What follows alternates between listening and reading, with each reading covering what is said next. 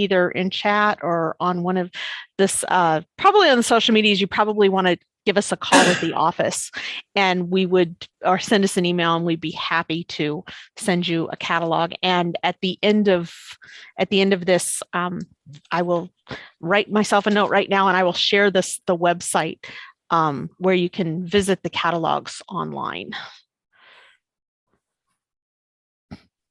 Justina, as an aside, I was wondering, Yes. has anyone gone to Arthurdale to see the Smithsonian exhibit? Roger and I would like to do that, but No. It's only available until the 21st. It's regarding Appalachia, and I was just Really? wondering. Yeah, I think Ed would really like it, especially from what I hear. We have not done it, but I want to do it. It's only available from like 10 to 3, Monday through Saturday, not on Sundays. Yeah. Okay. No, I haven't, but maybe I'll check it out this weekend. Yeah, it's the Arthurdale Heritage Foundation. It's the big white building at Arthurdale. Yeah. Okay. Cool. All right. Sorry. I just was wondering if anybody had gone. Thank you. No, not that I'm aware of. If anybody has and wants to chime in. Well, thanks, Charlotte, for putting the onus on me to get there.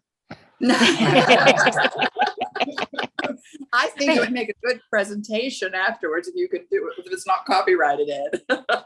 All right. I'll be quiet now. Oh. Let's see. Looking to see if any of our other who of our other instructors are with us so far. Dr. Hammersmith is here. Oh, he is. Okay, great. Thank you.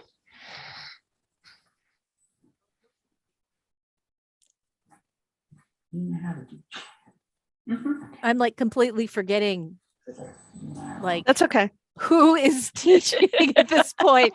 I'm like, I know all these names. And Hope, you said you would talk for a few minutes about your walking. And Hillary, would you like to say a few words about the book club? Yeah, I can do that. Book clubs? Okay. All right. I'll add you to the list. And let's see. I wonder if Kenton's going to join us today.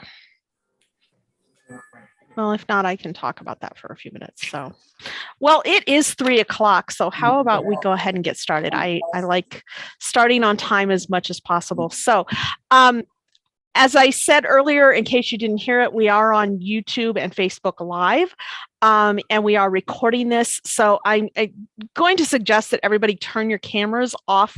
That way you're not, we'll edit out the stuff from before this starts. And that way your image isn't out there on social media and the websites and stuff like that, and unless you want it to be. And go ahead and put yourself on mute, and for our instructors who are going to be presenting, then when I call on you, you can unmute yourself and turn your camera back on. So Judy, I'm going to go ahead. There we go. Okay. All right. So welcome everyone. Thank you for joining us today. This is the OLLI at WVU Winter Quarter Virtual Open House. My name is Jacina Hazlett, and I am the director of OLLI. And I'm going to share some information for those of you who are not currently members or haven't been a member in the recent past. I'm going to tell you a little bit about OLLI. Can everybody see my screen here? It just changed to winter. Our winter term runs January 22nd through March 30th. OLLI offers 4 terms of classes per year. They are three months each. Generally, we try to keep most programming within a 6 to 8 week period, but we do have some events, classes, discussion groups, etc., that fall outside of those general 6 weeks. So that's why we say that this actually starts January 22nd and runs all the way through March 30th. Registration is open. It started on Monday, but there are still plenty of seats available in all of our classes and groups and events. So just a little bit about OLLI as an organization and program. Our OLLI classes are open to members only. To be an OLLI member, there is an annual membership fee. The annual membership runs July 1st through June 30th. And if you're in the Morgantown area or participating via the Morgantown classes, then it's $30 annually. The Kanawha Valley area is $25 annually. And then some of the benefits you get to being an OLLI member, these are available at no extra cost regarding a enrollment fee. There might be costs associated with the actual activities you're doing, but there's no term enrollment fee required. That includes a weekly Ask a Geek session with our professional technologist, Michelle Clicius, and she will talk a little bit about that when she tells you about the other things she's teaching this term. We also have a series of special interest groups. Some of these meet on Zoom, some meet in person. The ones that meet in person currently are housed in Morgantown, so you do have to be in Morgantown to participate in those. And we hope to be able to add some in the Kanawha Valley in the future. Just a few of them here on the screen. You'll see we do a monthly Twilight trivia, and in fact that trivia night, it's held on the third Tuesday of the month. So next Tuesday evening from 7 to 8:30 we will be doing virtual trivia. So anybody can join us from anywhere. It's a whole lot of fun, a whole lot of laughs, and you learn all kinds of weird stuff, trivia. Also, we have a couple discussion groups that are held on Zoom and on person, play the ukulele, yarn arts. These are just a few of the special interest groups. A member can participate in these year long. You sign up once a year, and you don't have to pay your term enrollment fee to participate in special interest groups. We also have at least one special member event every term for our members at no extra cost. We are reintroducing the weekly happy hour on Sunday evenings from 6:30 to 7:30, something that we started back in 2020 during COVID when we were all at home. And we thought that this past fall, we might let it go by the wayside because we were getting together in person more often. Well, that's not happening as much as we had hoped yet. So it's going to start up again. So anybody who has participated in the weekly Sunday evening happy hours are more than welcome to join us, as well as all of our other OLLI members. If you haven't joined us yet, please feel free to do so. This is, it's simply 1 hour when we get together on Zoom and just talk about anything. Subjects in the past have included what we're having for dinner, what books we've read, how gardening is going. During football season, we talk about football, baseball, trivia, trips that we've made, classes that we want to see. It's just get together and chat, and it's a lot of fun. And you can drop in and out if you sign up and don't come one week, that's fine. You can just drop in and out on a weekly basis. We also have Zoom training available to anybody who wants to participate in OLLI classes, but has not used Zoom in the past or needs a refresher course. You just need to give us a call or email us, and we will set you up an appointment with Michelle, and she will teach you how to use Zoom. So if anybody has any questions, please feel free to put them in chat. Let's see okay. So then the bulk of our classes during each term are offered for a flat enrollment fee. For one flat fee in the Morgantown area, it's $30. For the Charleston area, Kanawha Valley area, it's $25. You can enroll in as many classes as you wish for this flat fee. So you pay us $30 for winter term. You can take 3 classes. You can take 15 classes or 30 classes if there's that many you're interested in, can fit into your schedule. You can take as many as you want and you pay only the $30. If there are no classes during a particular term that you're interested in taking, then you don't have to pay that $30. You don't pay that quarterly enrollment fee, but you still have access to the special interest groups, the special member events, Ask a Geek, and things like that. So you're still a member of OLLI, can still participate. You just won't have access to the classes themselves. This winter, we are offering over 45 classes and events that are going to be held either in person, on Zoom, or in a hybrid fashion. Looks like I should have said that for this winter. So now we're going to move into the stage where we ask our instructors who are with us today to say a few words about their offering. And the first one here is Homefront World War II America with Russ Hutchins. And I do see, Russ, you are on here. So if you would like to go ahead and turn your camera on and unmute yourself. Hi, Hi, can you see me?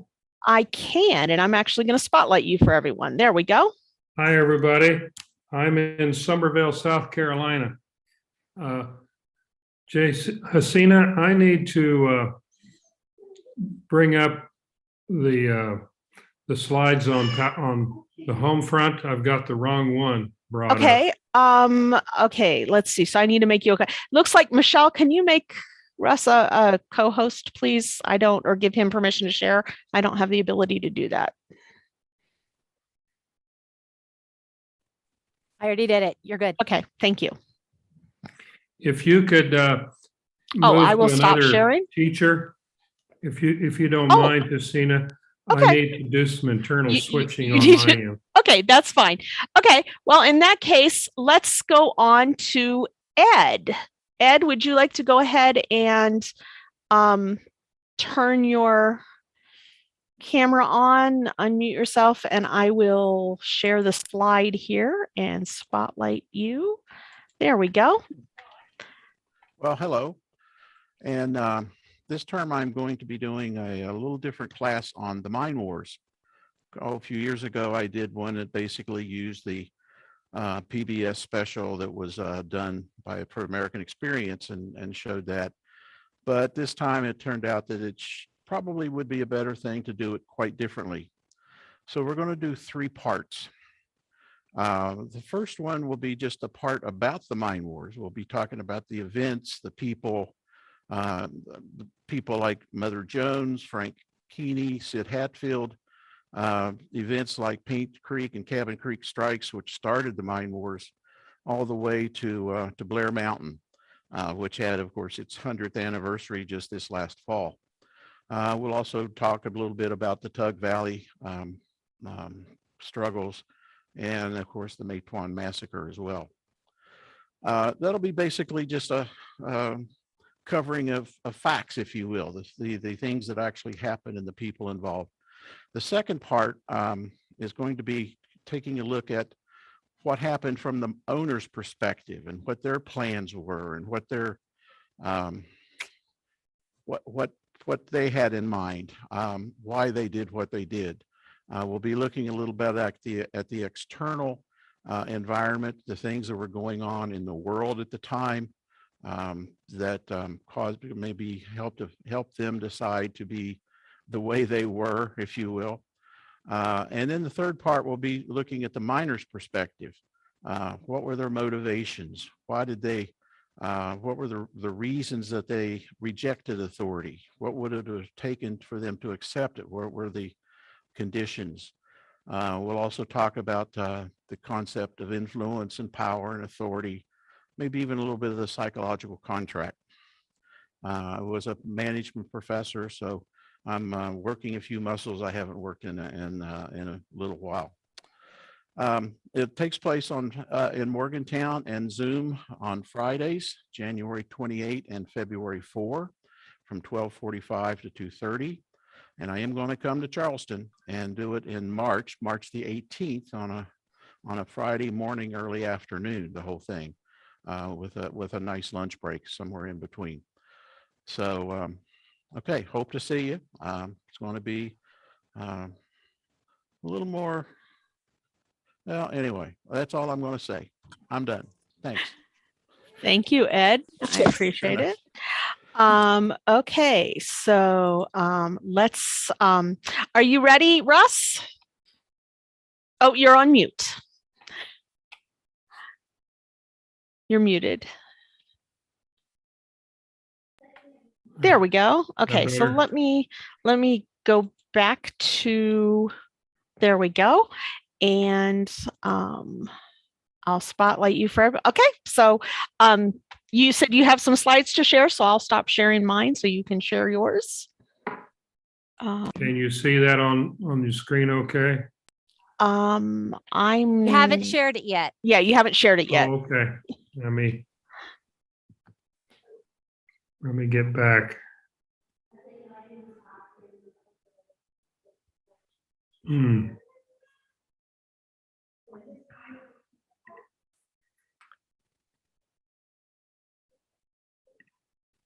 Do you have a little green share screen button at the bottom? No, there it is. Okay.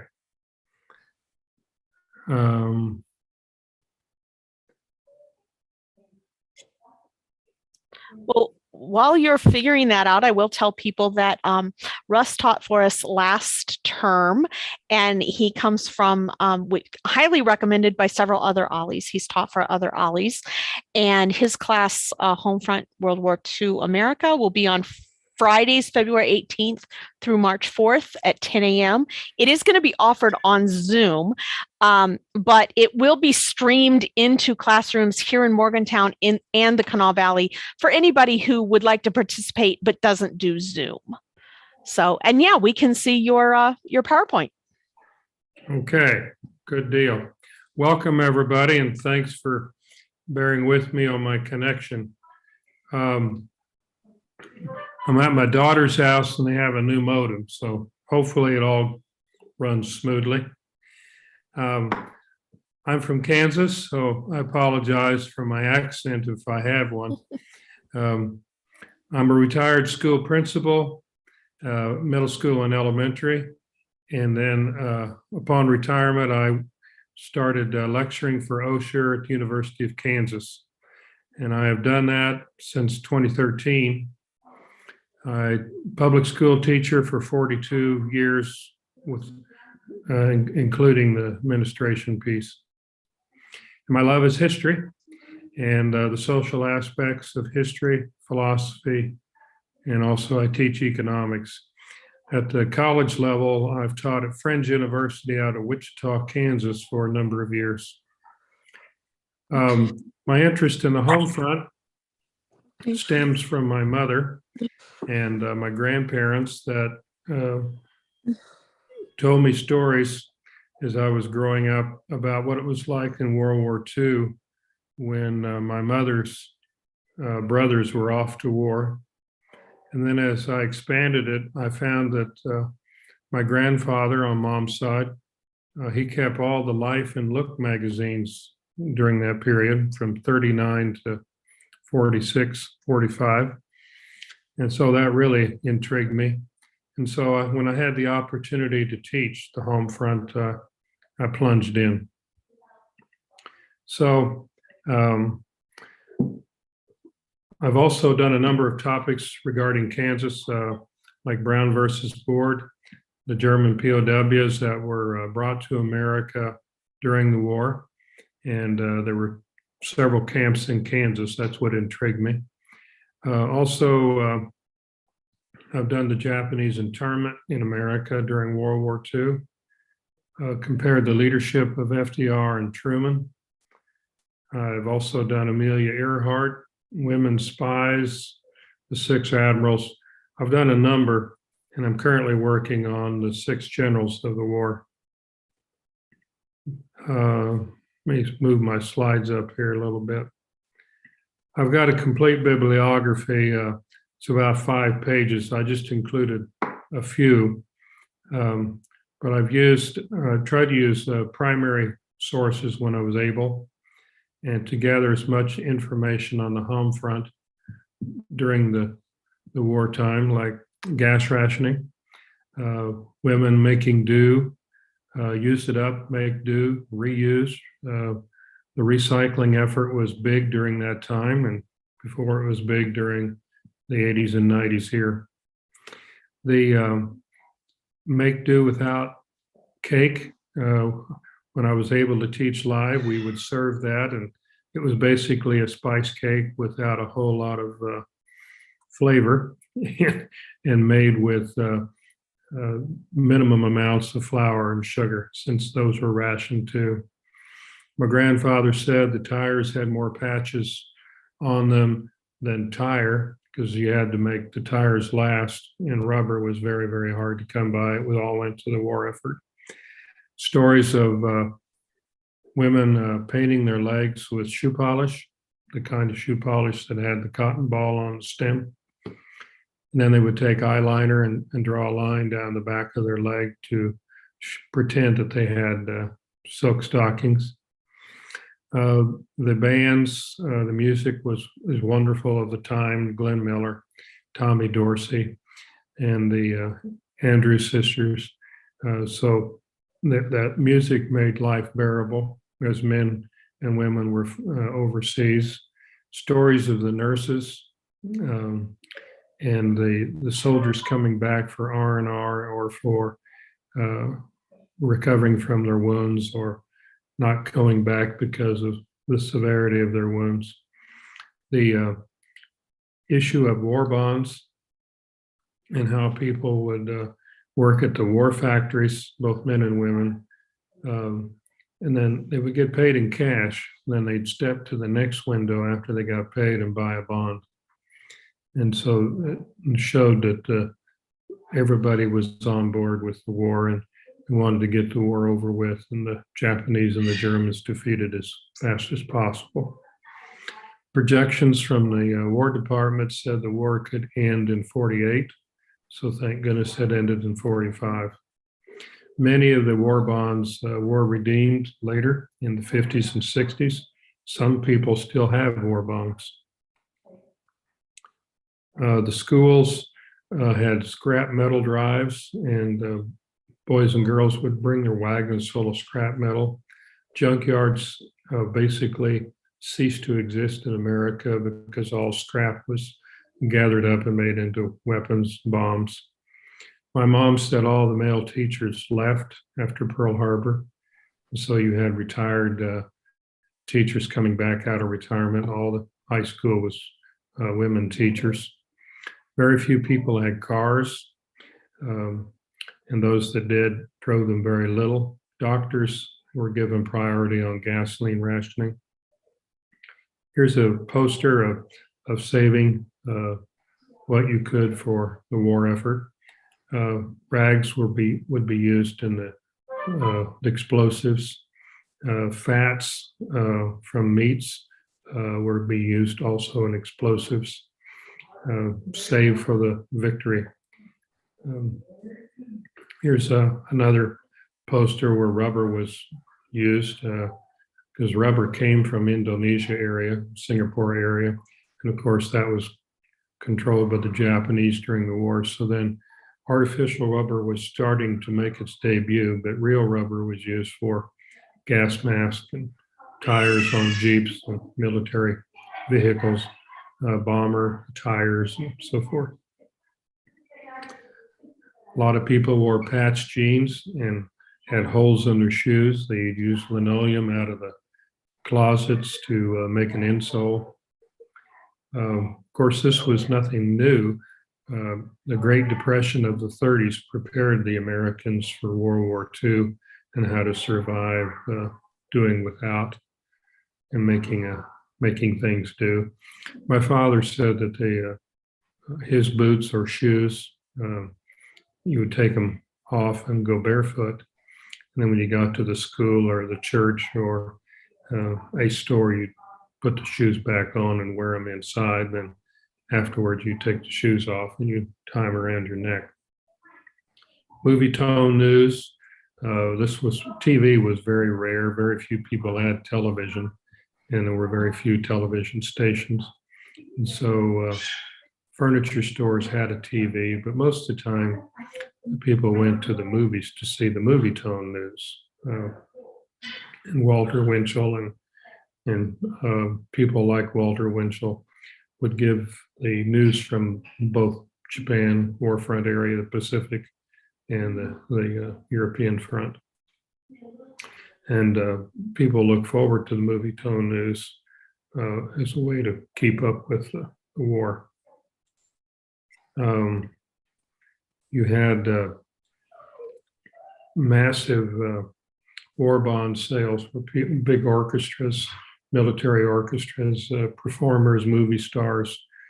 especially women, would go to different towns and sell war bonds, and you'd have a military effort to promote the sale of war bonds to raise money to pay for the war. The Great Depression was still lingering and hanging on since 1929, and when Pearl Harbor hit, or right before Pearl Harbor, still 14% unemployment. But after the war broke loose and after Pearl Harbor, then it went down to less than 2%. Russ, thank you so much. We do need to move on to the next. Okay, thank you. Next class. Hopefully you attend the class. Looking forward to it. Thank you. Thank you so much. This is quite interesting. Yeah, absolutely. So our next, and again, Russ's class is going to be on Fridays, February 18th through March 4th, and it will be on Zoom, but it will also be streamed into classrooms in both locations.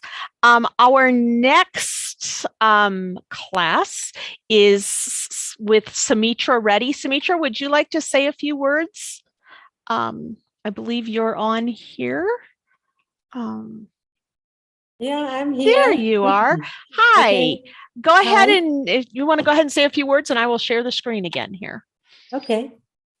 Okay, I'm Sumitra Reddy, and I joined OLLI in 2010. And from 2011, I have been teaching classes. And after this pandemic, I have been teaching classes almost every term. Following Russ, I want to also apologize for my accent. I grew up in India, so I'm supposed to have an accent, and I do. And I have been living in this country for more than 50 years, but I can't seem to get rid of my accent, so I apologize. The classes I taught at OLLI on variety of subjects. I love to travel, so many times I talked about the countries I have seen, and also I love history, especially ancient history.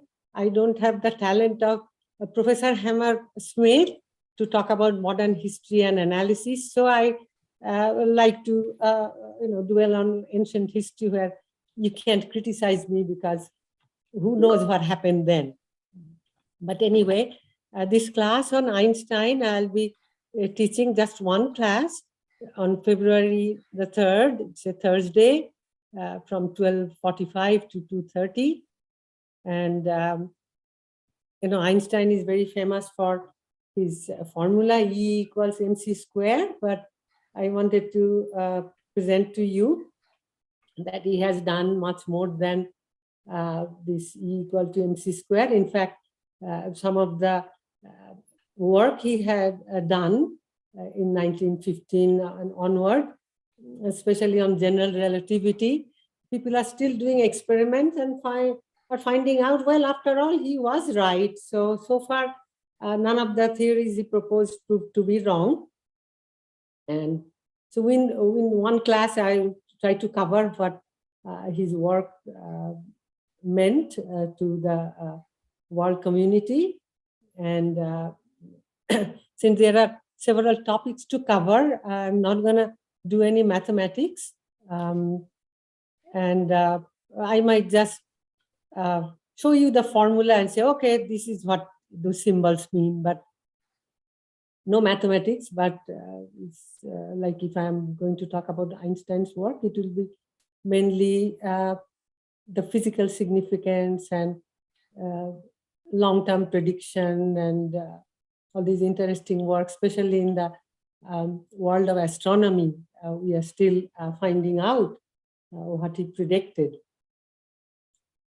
And to this talk, I'll add a few personal comment. The reason is my father came to this country as a UNESCO fellow, and he visited Princeton and MIT and Harvard.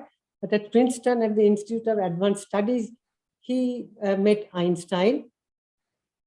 So the separation distance of Einstein and me is 2, because my father met him, and for you all, it's 3. or you may have met him, or if you're any of the friends or relatives met Einstein, then your number is 2. So that's all I have to say, and I hope I can make some sense of Thank you. what all his work is. And by the way, in my previous life, I was a physicist. Thank you, Sumitra. I'm looking forward to this. Thank you. Again, it's on Thursday, February 3rd, and it'll be on Zoom, but it will also be streamed into classrooms, both here in Morgantown and in the Kanawha Valley. Next up is Rabbi Blair. Are you still with us, Rabbi Blair?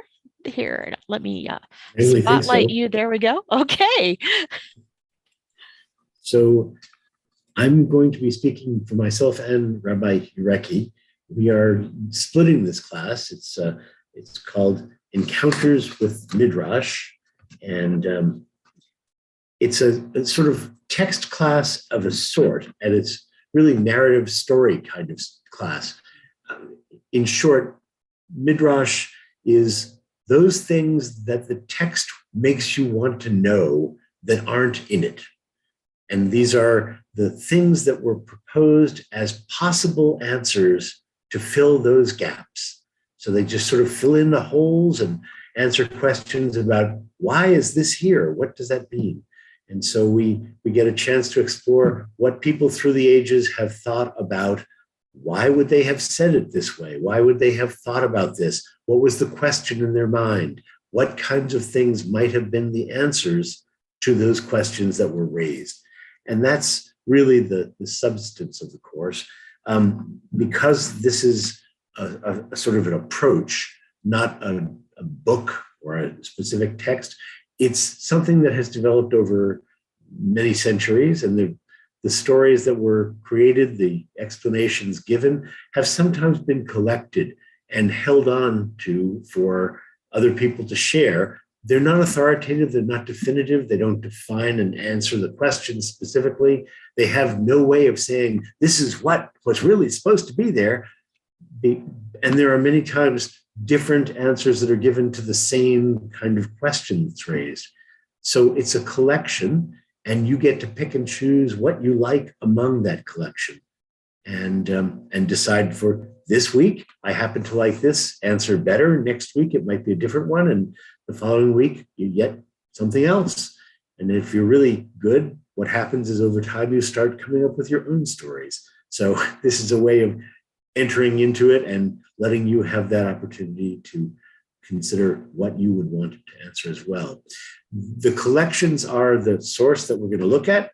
We'll sort of explore based on some of the things that appear in text, and then what answers have been given. And I think both Rabbi Ureki and I will try to pick some of the more interesting ones and give you a chance to have a discussion about what those mean and whether they actually answer the questions that seem to be raised. So that's what this is about.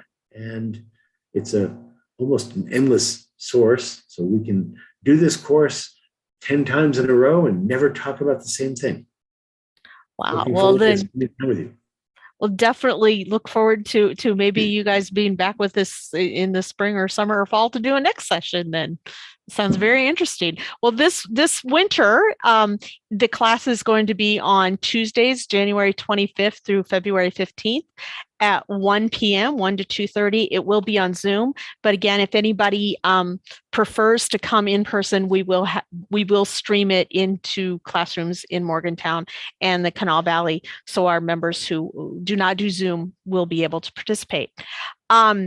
Next up, I believe Kenton isn't with us today. He is going to present a class, History of the Middle Ages, the Dark Ages, on Wednesdays, February 9th through the 23rd on Zoom. He will be in person in Morgantown here, and it will be streamed into the Kanawha Valley. This is, I do believe he told me this is an encore class. He has taught it before, but a good class. Jack Hammersmith, I do believe you are here with us today, correct? I am here. Wonderful. Would you like to discuss your class? I would. The short title for my class is Mind Your Mama, Presidential Mothers and Their Impact. In a way, it's a kind of carryover in terms of feminine impacts on the presidency from the fall when I did First Ladies. And might I say parenthetically, Barb Howe and I ought to be teaching a course now comparing presidential female presidents, but that hadn't happened yet. So we'll go on with this. As I noted in the blurb, the write-up for OLLI, much less has been written about the mothers of presidents than the first ladies. So this is going to be a two-class course only. And it's going to focus on the material at my beck and call, and that's basically beginning with Sarah Roosevelt, quite a domineering figure, Franklin Roosevelt's mother, and going through Barbara Bush, but we're going to go a little earlier than Sarah and a little later than Barbara for some mothers too. So don't be concerned about that. In many ways, Sarah is a good figure to begin with, I think. Consider the fact that she had only one child, that she spent her entire life hovering over him, and she only died 4 years before he did. So he had a lifetime of Sarah, and if he often relished that, his wife Eleanor certainly did not. Like most of these mothers, the impact was more on personal development than political policy, though in terms of Sarah Roosevelt, she frequently did make comments to Franklin that the sound conservative American values of the Delano family, she was a Delano, were being abandoned. And after all, the Delanos were just as rich, just as influential, just as important as those Roosevelts ever were. So we'll look at a good bit at Sarah Roosevelt. And might I just say, I'll only talk about two individuals here. She's followed by Martha Truman, who also has a long lifetime influence on Harry, but not quite the same way. For one thing, Harry had a brother and a sister, so that maternal influence was diluted a little bit. Moreover, Martha was fun, she was intellectual, she was wise and kind and self-effacing. I think the contrast with Sarah Roosevelt was obvious when you remember that when each of them visited the White House and their sons, Martha took the smallest room with the narrowest of single beds. She was very, very modest. Sarah demanded the bed of the Queen of England and would have nothing less. So a lot of interesting women here beyond these two, certainly. And we'll be talking about the very strong and disciplined Mrs. Carter. We'll be talking about the peripatetic Stanley Ann Dunham, whom we know as Barack Obama's mom too. So a lot of interesting folks. We're looking forward to it. I'm looking forward to it very much. It's a course that's going to be on Wednesdays, beginning March the 2nd and 9th at 10 o'clock in the morning. Thank you. Thank you, Jack. That class will be offered on Zoom, and Jack will be here in person, weather and COVID permitting, in Classroom B, and it will be streamed into the Kanawha Valley. So for members who wish to participate. And up next, Jim Wrench. I don't believe Jim was able to join us today.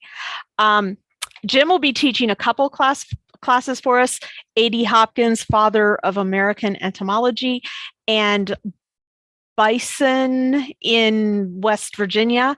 And he is working on I'm working with him to get some videos uploaded so that you can see a little video preview of his class, and those will be on YouTube. So next, Michelle, would you like to talk about your class, Technology Security, Ask a Geek, and your hiking classes? I can do so. The tech security class is one that many of you have taken already, and I want to remind people that it is okay to take that class more than once. It's 3 hours, and I cover an overwhelming amount of material, and your brain may explode halfway through. So if you are overwhelmed, that's to be expected. So you are free to take the class as many times as you want. Also, I have a nice thick handout for you for reference material, so you have that. As Jacina noted, I do Ask a Geek sessions, and those are Tuesday from noon to 1. If you can't come in person, you can sign up for a Zoom session, and I can do that either way. The Zoom session, you can sign up for it on our online registration site the week prior. So if you want to come on the 18th, then as of the 11th, you can sign up for that. I'm also going to be doing 2 hiking classes. These are, I've taught them before, however, they both have new material. So I'm going to be talking about some of the views of the New River Gorge, which is now a national park, and also the Mon National Forest, which is one of my favorite places. So that's what you'll be getting from me. Thank you. And we do want to remind everybody, just to clarify for everybody, the hiking classes, these are not, you're not going on hikes. You're learning about hiking those areas and seeing some of the gorgeous pictures that Michelle has taken on her hikes. And those are on January 26th and February 3rd. And they're offered on Zoom. In Classroom B here in Morgantown. Michelle will be here, and streaming in the Kanawha Valley. So thank you, Michelle. On next, let's see, Judy Warner. Judy, I do know that you are here. If you want to go ahead and unmute yourself, I'm going to stop sharing the screen so I can share your screen, or share the PowerPoint you sent me. Have you, Judy, have you unmuted yourself? I can't get it to the video to unmute. Okay, let me, I think maybe you need to do it. Okay, here we go. There we go. Now you should be able to. Okay. And I will start the PowerPoint. Your PowerPoint here. So Judy will be teaching, learn to play the lap dulcimer and more lap dulcimer and tin whistle. So here we go. There we're sharing for you. Do you see that? Yes. Okay. It's all yours. Okay. I do music. I have been doing the Dulcimer class for a number of years.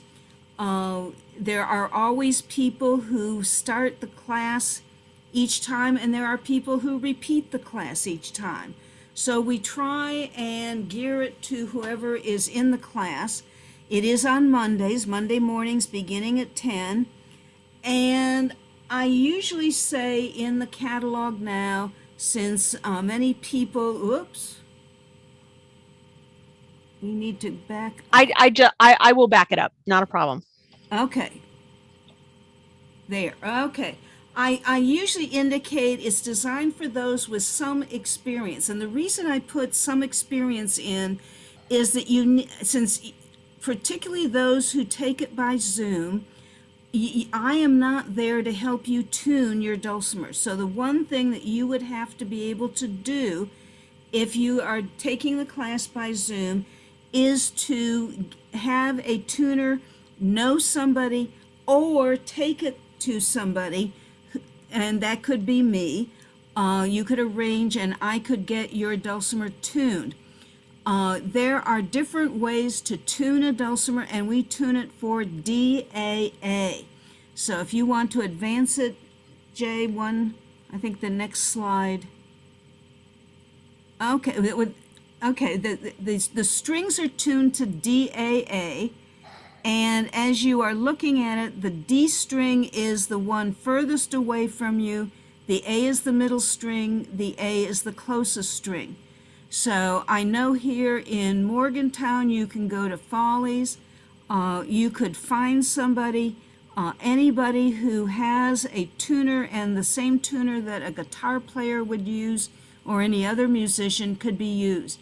We do have some dulcimers that are available for loan, so that if when you register, you indicate to the person, or when you do it online, if there's comments, if you just put down that you need a dulcimer to borrow. And all the time that you are taking the class, whether it is for one term or multiple terms, you can continue to keep it.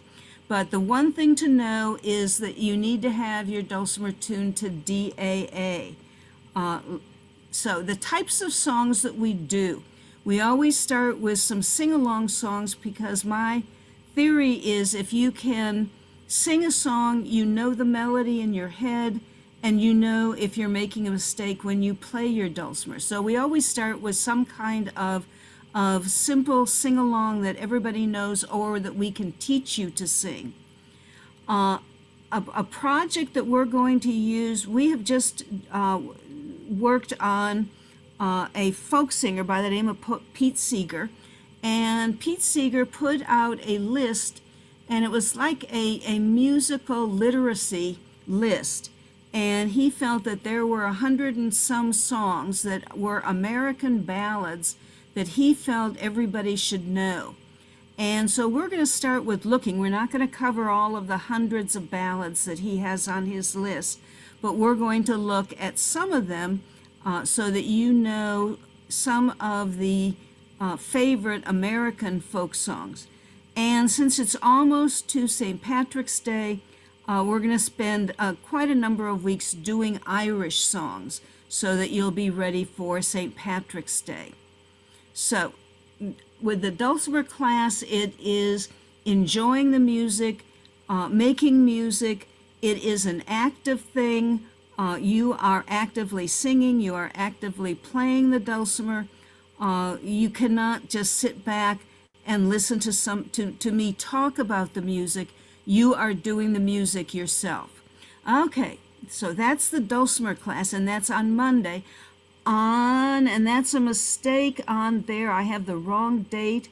It is Thursday, not Wednesday.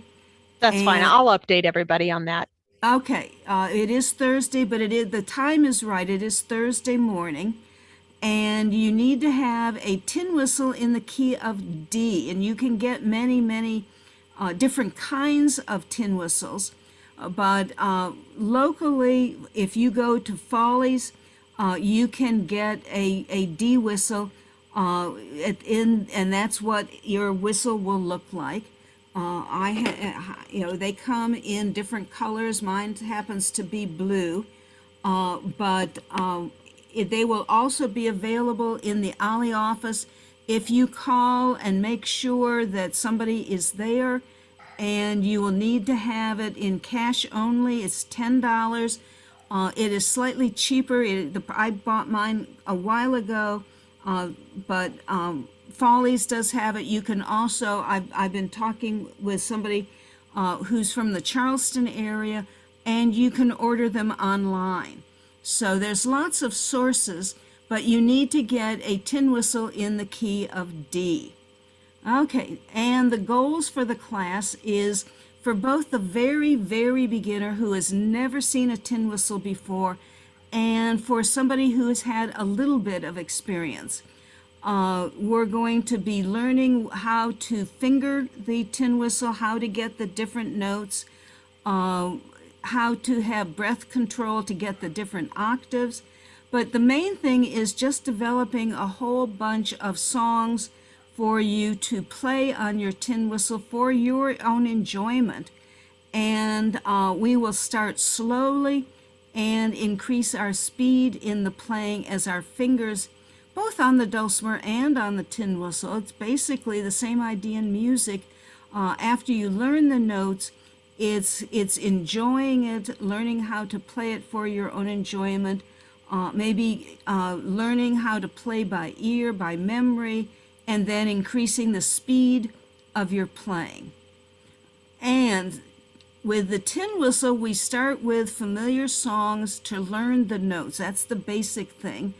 And then we're going to spend a lot of the time with Irish music. You can play more than Irish music on a tin whistle, but since it is almost St. Patrick's Day, we will learn some Irish ballads, which they refer to as slow airs. And then they do a lot with Irish dance. And the two easiest forms of dance for us to play on the tin whistle, the Irish jig and the Irish reels. So that is what we will be focusing on for the tin whistle. The important thing to remember is that you need to have a whistle in the key of D. There's always somebody who ends up buying it in the wrong key, and it just doesn't work. The music that I will hand out will be designed for whistles in the key of D. So that's the main thing to remember about the tin whistle class. But both of them, I think, are fun. You will be actively learning to play an instrument.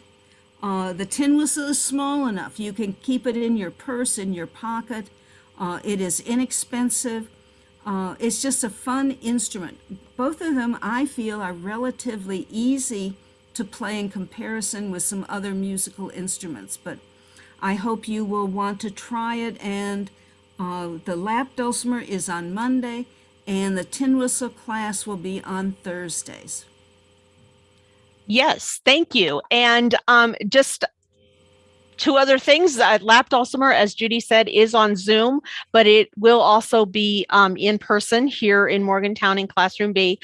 We are not doing a streaming in the Canal Valley at this time. Although if anybody has any ideas about somebody who would like to teach lap dulcimer, if there's an interest in the Canal Valley, please let us know, because we'd love to start a class down there as well. Learn to play the tin whistle. This is a change from the catalog due to the surge and the contagiousness of the latest COVID variant. We have decided to do tin whistle Zoom only.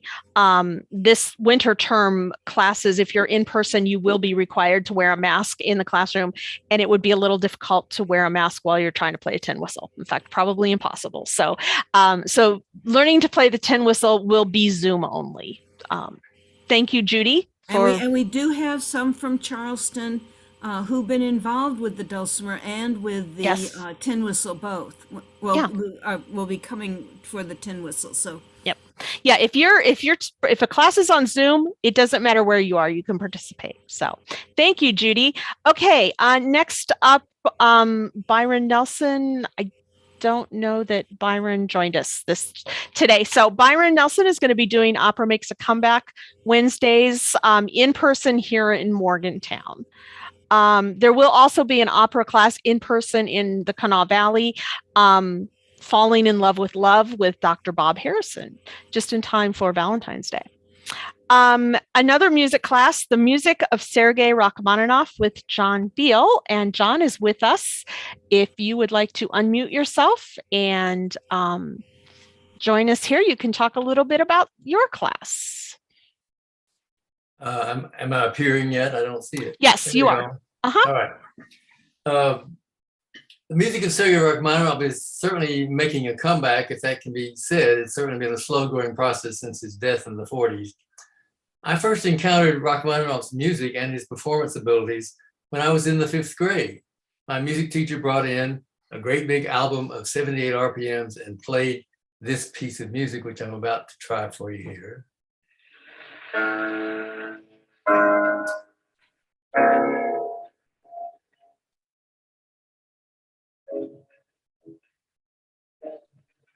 And that sounds almost like more noise than music, but it was recorded in 1919 on an Edison disc, Rachmaninoff's first venture into recording in America.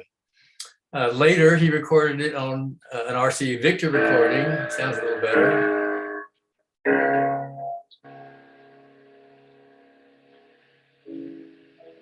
And finally, he made a piano roll recording, which sounds really good. Maybe. Here we go.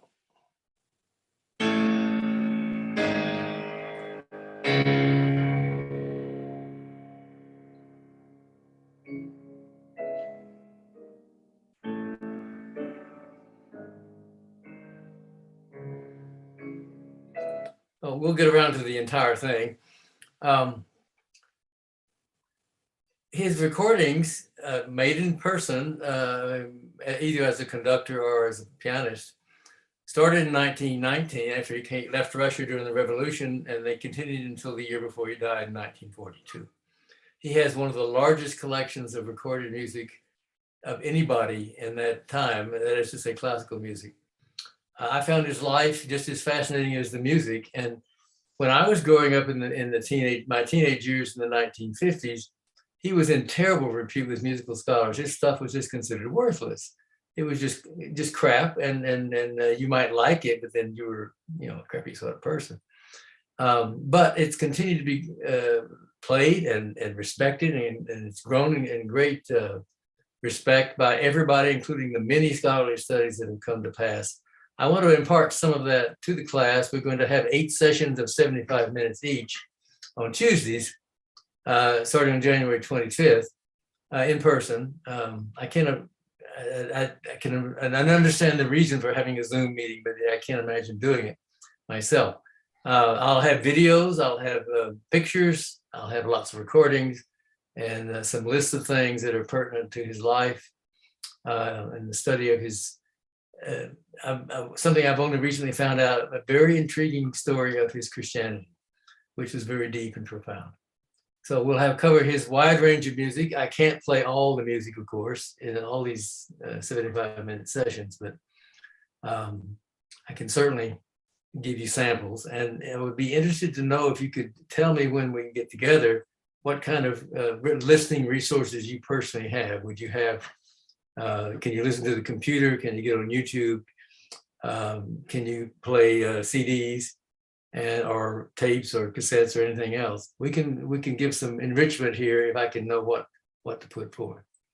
So that's all I want to say, I think, at the moment, Jenna. I have some slides there. I don't think I can show them, but well, thank you. And I will work with you to communicate with the members who take your class, who register for the class, to do a survey to reach out to them and find out what their listening abilities are.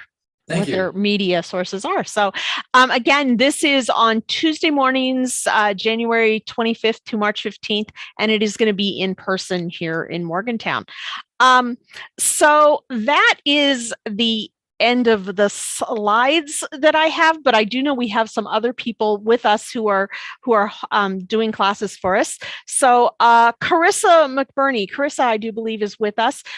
She is going to be doing sessions on medication safety and poison prevention, both here in Morgantown and in the Kanawha Valley. So would you like to share? Sure. Hi, I'm Carissa McBurney, and I'm the Community Outreach Coordinator for the West Virginia Poison. Something I've only recently found out. And I just wanted to talk to people this session about poison safety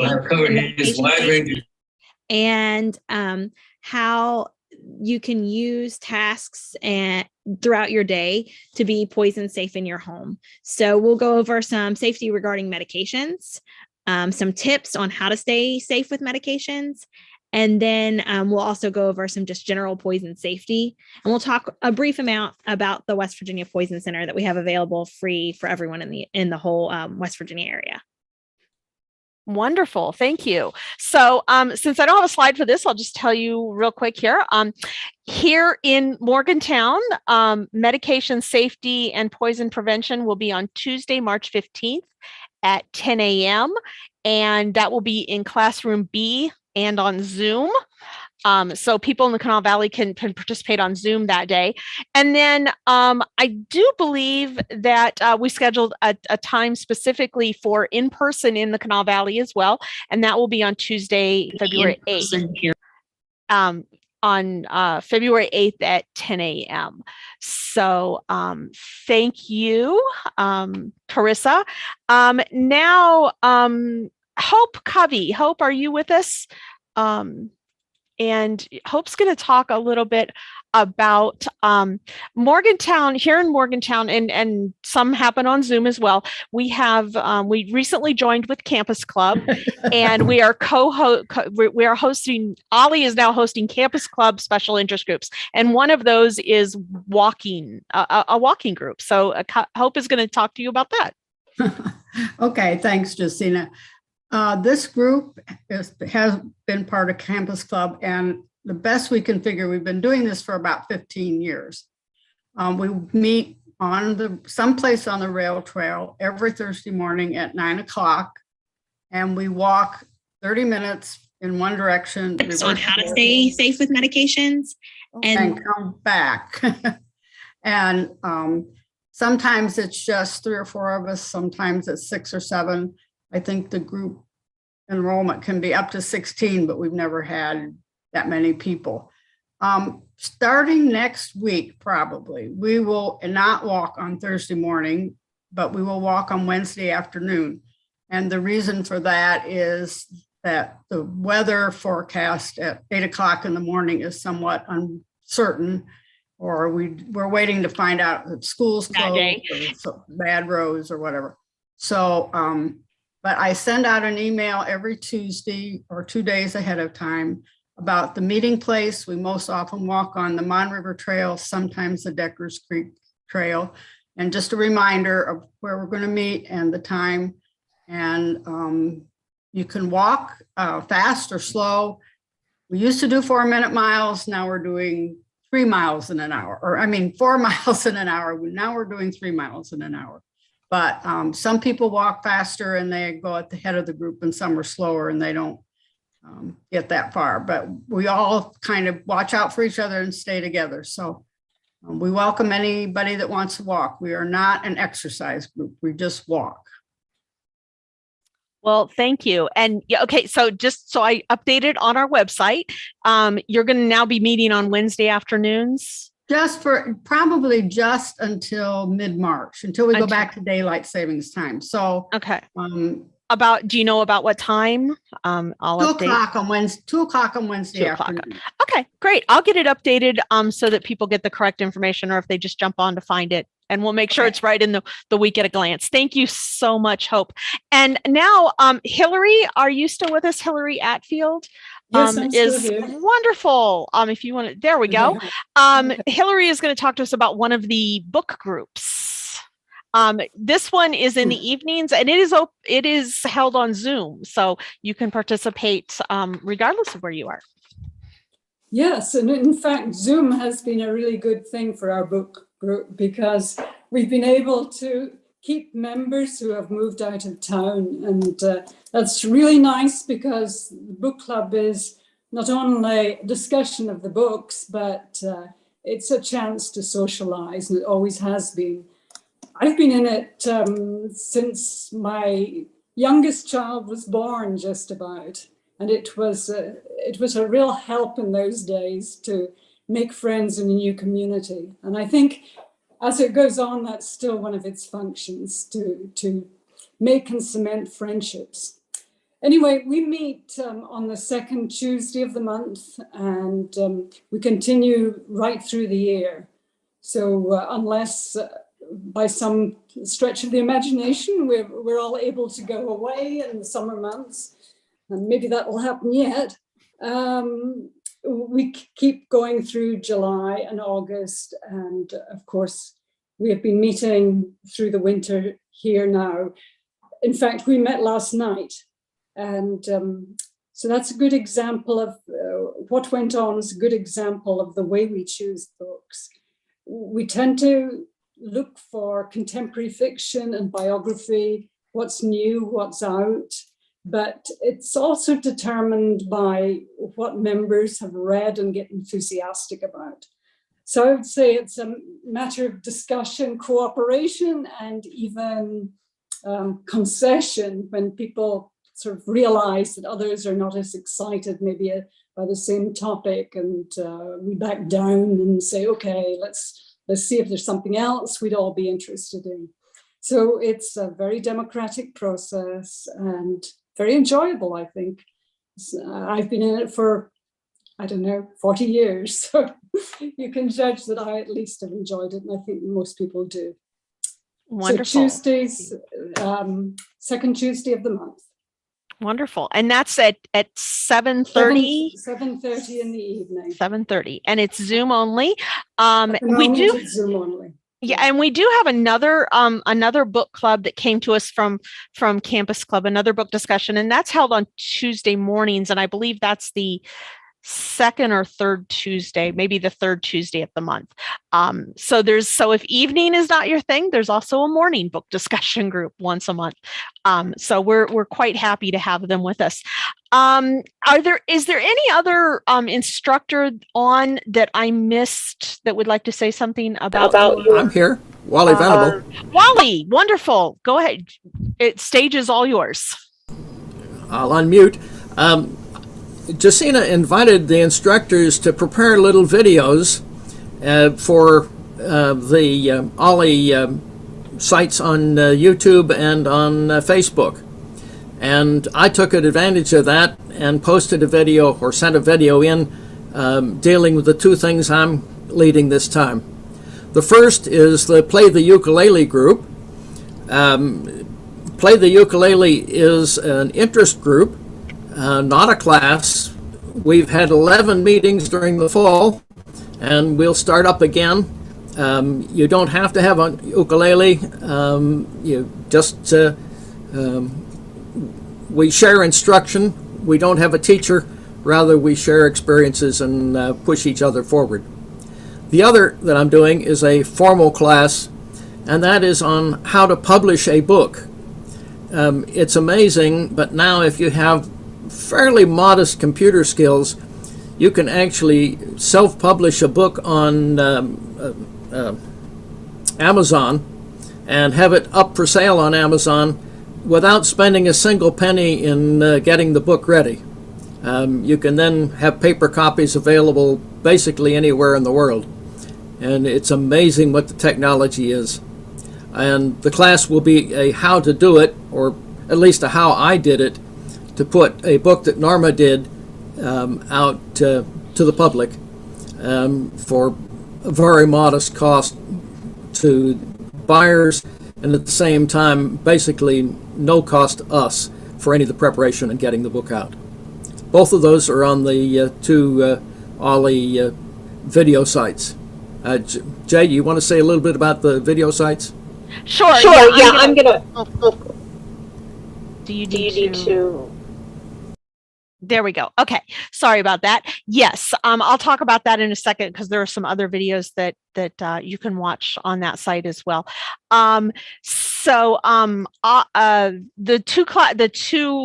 special interest group that Wally was talking about, Play the Ukulele, meets on Monday evenings at 5:30 in person here in Classroom A in Morgantown, and it is an interest group, so it meets every Monday unless it's a holiday. So like they're not meeting next Monday, they'll start again on the 24th, and they'll meet every Monday. And then the single copy book publishing is on Tuesday, March 8th at 10 a.m. And that's being offered on Zoom and in Classroom B here in Morgantown. One other class that I will mention very briefly is actually the class that I am teaching, and just share this with everyone. I am going to be, are you seeing a picture of a mural? You should be seeing a picture of a mural. Yeah. So I am going to be teaching a 2-session class called the Ohio River Flood Wall Murals. This is a picture of the very first one from Portsmouth, Ohio, that was created by the lead artist on this is an artist named Robert Dafford. He's a very well-known muralist in the art world, an award-winning muralist. And the history of this one was started in 1993 in Portsmouth, Ohio. They have a huge flood wall. I grew up going to Portsmouth a lot because that's where my family is from.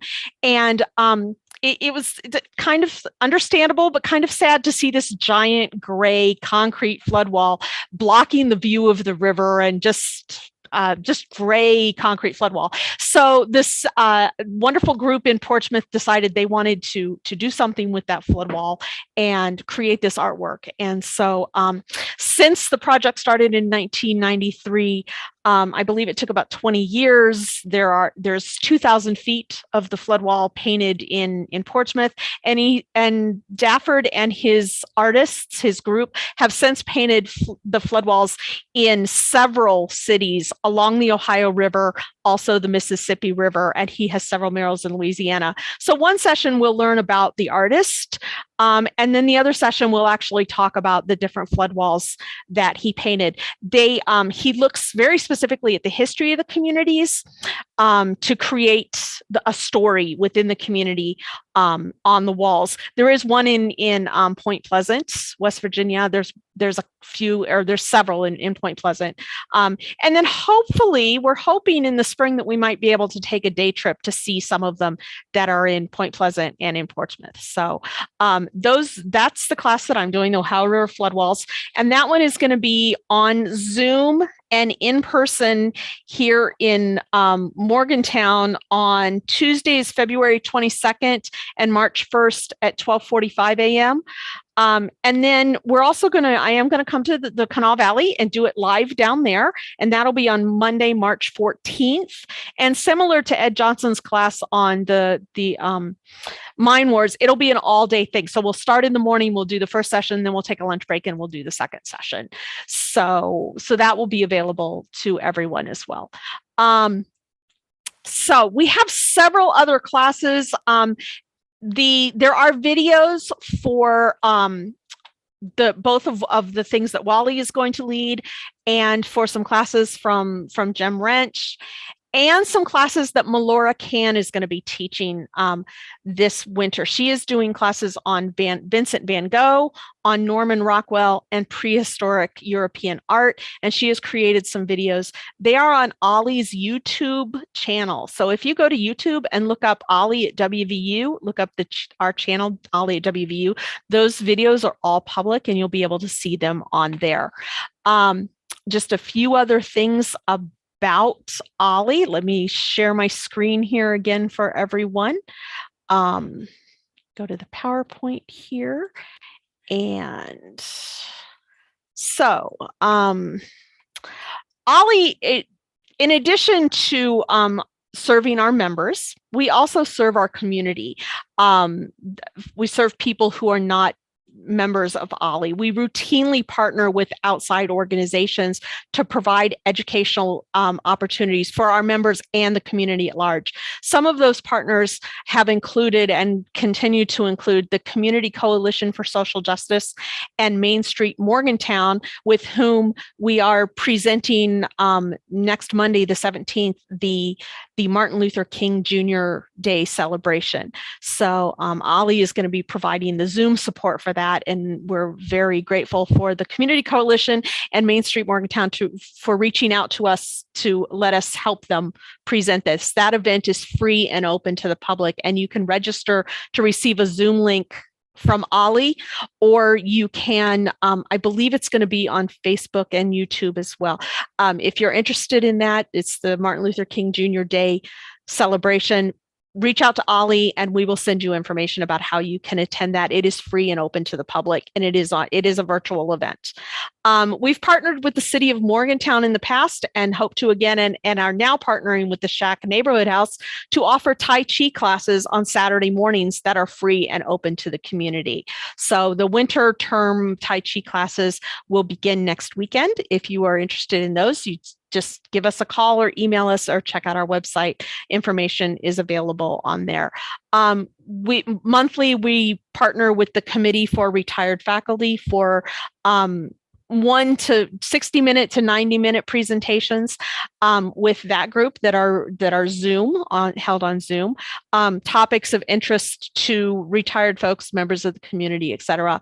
And in the Kanawha Valley, we've partnered in the past with Festival and hope to again in next year. Yeah, as I mentioned, those are the two community events I would highlight. Okay, so OLLI in the ages of COVID. We wish this was over, but as we are continuing, we will be continuing to require masks in the classroom of everyone. Because we are part of WVU, we do have to follow WVU rules and regulations and policies, but also we believe it's just the best thing to help keep everybody safe. Therefore, in-person seating is going to be limited in our classrooms. So you must be on our in-person class list to come to a class. So So please be sure to check your registration in advance. If you've signed up for a Zoom class, but you would rather come in person, just give us a call or reach out and ask, because we may have a seat available for you, but we do ask that you let us know first before you're going to come if you didn't sign up for the in-person session. Now, that being said, if you sign up for an in-person class, if there is a Zoom option for that class, you will automatically get the Zoom link on the morning of the class in case you would rather stay home that day for reasons of not feeling well or weather or anything like that. So, so don't be alarmed if you get a Zoom link and you didn't think you were registered for Zoom. It may be simply because we're allowing you that option. You can stay up to date on the latest OLLI news by being a part of our Friday afternoon email list. And you can always keep up, even if you're not on the list, by clicking on the news button on our website at olli@wvu.org. Click on the news button. That'll take you to the latest news, weekly schedules, new events that didn't make it into the catalog, changes, etc., community events. You can register by phone. Here is our phone number, 304-293-1793, or you can register online. And I believe that I'm going to just drop that into chat if I can. Maybe I can't. But you can call us, and we did already start registration, but we have plenty of seats available. And I believe that is all. One other thing I will mention real quick, stop sharing screen here. Our winter policy, weather policy, for those of you who have been with us through the winters in the past, it is updated now. If classes in a county, so if you're in Mon County and Mon County schools close, we will close in-person classes. If the class is being offered on Zoom, it may or may not still happen. If the instructor is able to do Zoom from their home, the class may go on, or it may be canceled. We will let you know via email the morning of the class. Same thing in the Kanawha Valley. If Kanawha Valley classes are closed, Kanawha Valley schools are closed, then if it's a Zoom class, it may very well continue on if the instructor is able to do Zoom from home. Otherwise, it will be, we do our best to reschedule if we have to cancel a class. You'll see in chat, I'll just bring this up in case anybody is not looking in chat. You can also get on our text list. Send us an email at olli@hsc.wvu.edu and ask to be put on our text messaging list. The only thing we will text message you about is whether or not a class is canceled. We don't use it for marketing purposes. We use it currently strictly for letting people know if classes are canceled. So that's all I have, but I am certainly willing to entertain questions. Are there any questions, thoughts, comments? I just kind of realized this sounded really Morgantown heavy in terms of live. There are some classes live in person with instructor in person in the Kanawha Valley as well. Those instructors weren't able to join us today, but it does include geology classes with Stephen Holzclaw, the opera class with Dr. Harrison. Melora Can will be offering her classes live in person in Charleston as well. So those opportunities are there as well. So if there are no questions, thank you everyone for joining us, and I hope to see you in class. Thank you. Thank you. Thank you. Thank you very much. Thank you.